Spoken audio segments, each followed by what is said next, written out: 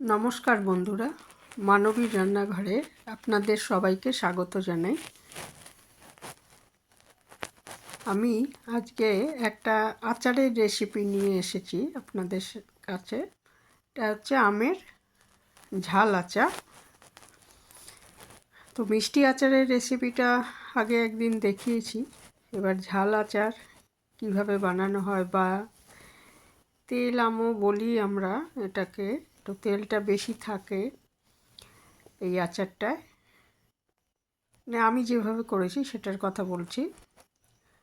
তো এই তেল দিয়ে, এই আচারের তেল দিয়ে মুড়ি খেতে কিন্তু দারুণ লাগে, বিশেষ করে বর্ষাকালে। আর সাথে যদি তেলে ভাজা থাকে তাহলে তো কথাই নেই। তো আসুন দেখে নিই যে কীভাবে করেছি। তো এখানে আমি 1 কেজি একটু বেশি আছে আম। এগুলোকে আগে ভালো করে ধুয়ে আমি জলে ভিজিয়ে রেখেছি, সারা রাত ভিজিয়ে রেখেছি। তাতে কী হবে না, ওই যদি কষ ভাব যেটা আছে সেটা চলে যাবে। আর গায়েও অনেক সময় একটা মানে আঠালো একটা ভাব থাকে, ময়লা থাকে, সেগুলো পরিষ্কার হয়ে যাবে। কারণ খোসাটা তো বাদ দেবো না, খোসাটা সহই আচারটা হবে। কাজেই এইভাবে আমি সারা রাত ভিজিয়ে রেখেছিলাম। তারপরে সকালবেলা এগুলো জল ঝরিয়ে নিয়ে দেখবো যাতে জল না থাকে, নিয়ে আমি ছোট করে টুকরো করে কেটে নিয়েছি। নিয়ে এটা রোদ্রে রেখেছি। তো রোদ্রে যদি খুব চড়া রোদ থাকে তাহলে 3-4 ঘন্টাই যথেষ্ট। কিন্তু আমি যেদিন এটা রোদে দিয়েছিলাম সেদিন অতটা চড়া ছিল না রোদ, ওই জন্য প্রায় সারাদিনই আমি এটা রেখে দিয়েছিলাম আর কি। না হলে 3-4 ঘন্টাই যথেষ্ট। কারণ বেশি শুকিয়ে হয়ে গেলে আবার মশলাগুলো ভালো মতো ঢুকবে না। বেশি যদি আমশির মতো হয়ে যায় জিনিসটা, আমটা, তাহলে কাজেই 3-4 চড়া রোদ থাকলে 3-4 ঘন্টাই যথেষ্ট। তো আজ যেহেতু রোদটা ছিল না, একটু মেঘলা মেঘলা করছিল বেশিরভাগ সময়, সেই জন্য আমি প্রায় সারাদিনই রেখে দিয়েছিলাম। তারপরে এটা সন্ধেবেলায় আমি এটাকে একটা পাত্রে নিয়ে দেখলাম জলটা একদমই, মানে যেটুকু জল ভাব ছিল সেটুকু শুকিয়ে গেছে। আর একটা পাত্রে নিয়ে আমি এটাকে আগে নুন হলুদ মাখিয়ে নেব। নুন প্রায় 2 চামচ এবং 2 চামচ মতো হলুদ ধরুন, আমি এটার মধ্যে মাখিয়ে, ভালো করে মাখিয়ে দিয়ে এটা আমি ঢাকা দিয়ে রেখে দিচ্ছি রাতটা। আর মাঝে মাঝে 1 ঘন্টা 1.5 ঘন্টা পর পর এটা আমি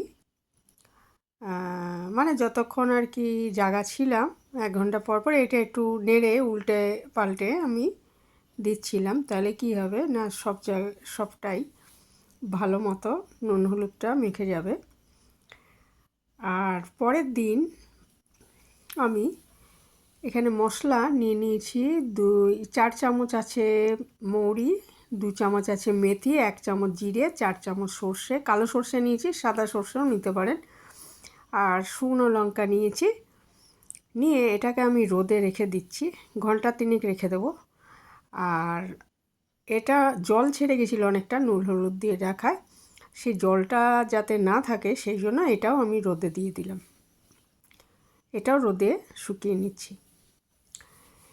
আর 3 ঘন্টা পর আমি ওই মশলাগুলোকে, আর এদিকে দেখুন এটাও শুকনো ভাব চলেছে, মশলাগুলোকে আমি শিলে গুঁড়ো করে নিয়েছি। এটা গ্রাইন্ডারেও করে নিতে পারেন, খুব মিহি করার দরকার নেই, মোটামুটি গুঁড়ো হলেই হবে। আর দিয়ে দিচ্ছি 2 চামচ নুন, 2 চামচ হলুদ, 2 চামচ লঙ্কার গুঁড়ো। এটা আমি কাশ্মীরি লঙ্কার গুঁড়ো দিয়েছি, কারণ ওই মশলার মধ্যে আমার লাল লঙ্কা ওটা গুঁড়ো করা আছে। আর দিয়ে দিয়েছি হিং, ছোটো 1 চামচ। হিংটা অবশ্যই দেবেন, হিংটা দিলে খুব সুন্দর একটা গন্ধ হয়। আর এর মধ্যে আমি আরও 2টো জিনিস দেব, সেটা হচ্ছে কালো জিরে, 1 চামচ মতো কালো জিরে দিচ্ছি, গোটাই, কোনো গুঁড়ো করার ব্যাপার নেই।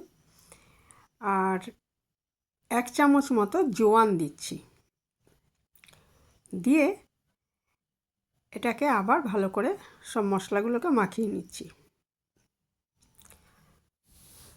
সব মাখানোর পর এর মধ্যে আমি অনেকটা তেল দিয়ে দিলাম, মোটামুটি যাতে ভালো মতো এগুলো মাখানো হয়ে যায় সেই মতো আমি তেলটা দিয়েছি। যেরকম আম নেবেন আপনারা সেই হিসাবেই দেবেন তেলটা, দিয়ে এটা খুব ভালো মতো মাখিয়ে নিচ্ছি।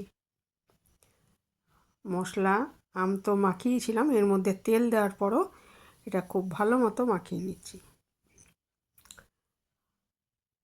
এটা কিন্তু মানে 3 নম্বর দিন হলো, তার মানে দিয়ে এটা আমি রোদে রেখে দিলাম। আবার এদিন আবার খুব ভালো রোদ ছিল, তো সেই জন্য এটা আমি বেশ কয়েক ঘন্টা রেখে দিয়েছিলাম রোদে। আর মাঝে মাঝে মানে ওরকম 1 ঘন্টা মতো পরে গিয়ে আমি আবার এটা উল্টে পাল্টে দিচ্ছিলাম। তাহলে কি হবে, ওপরের আমগুলো তো রোদটা লাগছে সরাসরি, তাহলে সেটা বেশি সেদ্ধ হয়ে যাচ্ছে, তো সেটা আবার তলায় দিয়ে তলারগুলো আবার ওপরে নিয়ে আসছি। এইভাবে আমি করে দিয়েছি।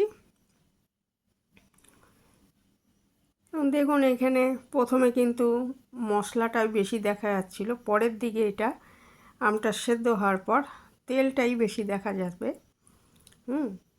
তখন মোটামুটি বুঝতে হবে যে হ্যাঁ আচারটা হয়ে এসছে। তো আমগুলো মোটামুটি সেদ্ধ হয়েই গেছে প্রায়। তো এইভাবে আমি আচারটা তৈরি করে নিলাম। এইটা এরপরে আমি আরও 2 দিন কি 1 দিন রোদে দিলে, আর 1 দিন রোদে দিলে আচারটা সম্পূর্ণই তৈরি হয়ে যাবে। তো এরপরে এটা আমি বয়ামে ভরে রেখে দেবো এবং মাঝে মাঝে রোদে দেবো, তাহলেই ভালো থাকবে আচারটা, বহুদিন ভালো থাকবে।